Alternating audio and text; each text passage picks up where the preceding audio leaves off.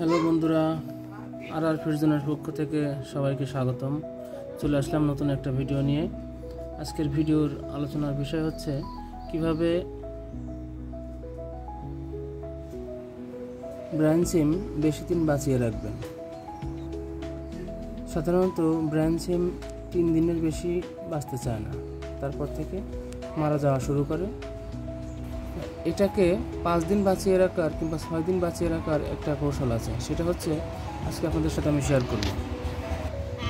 বন্ধুরা দেখতে পাচ্ছেন, আমি ব্রাঞ্চ সিমগুলো হ্যাচ করার পরে বাচ্চাগুলো একটা কাচের গ্লাসে নিয়েছি।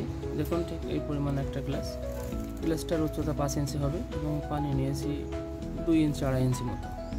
তো এটাকে আমি বেশি দিন বাঁচিয়ে রাখার যে উপায়টা সেটা হচ্ছে, এই দেখুন, এদেরকে আমি 2 দিন পরে এই যে পাউডার যে খাবারগুলো আছে, এই যে পাউডার খাবারগুলো আছে, এগুলো একবারেই পাউডার, খুবই মিহি। এই যে পাউডার খাবারগুলো আছে, এই পাউডার খাবারগুলো আমি এর ভিতরে উপরে একটু ছিটায় দেব।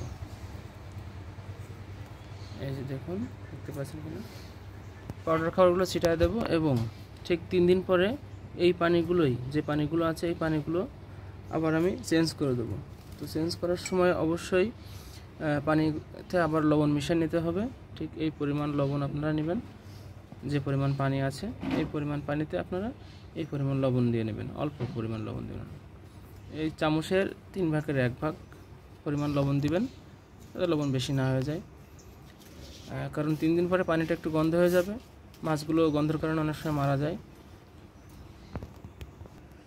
আমি আগেই লবণ দিয়ে পানি গুলিয়ে রাখছিলাম, এই কারণে আমি আর দিলাম না, তবে আপনাদের দেখানোর জন্য ভিডিওটা তৈরি করলাম। যদি এভাবে আপনারা ব্রাঞ্চ সিমগুলো সংরক্ষণ করেন, তাহলে 5 থেকে 6 দিন আপনারা সংরক্ষণ করে রাখতে পারবেন এবং জীবিত থাকবে।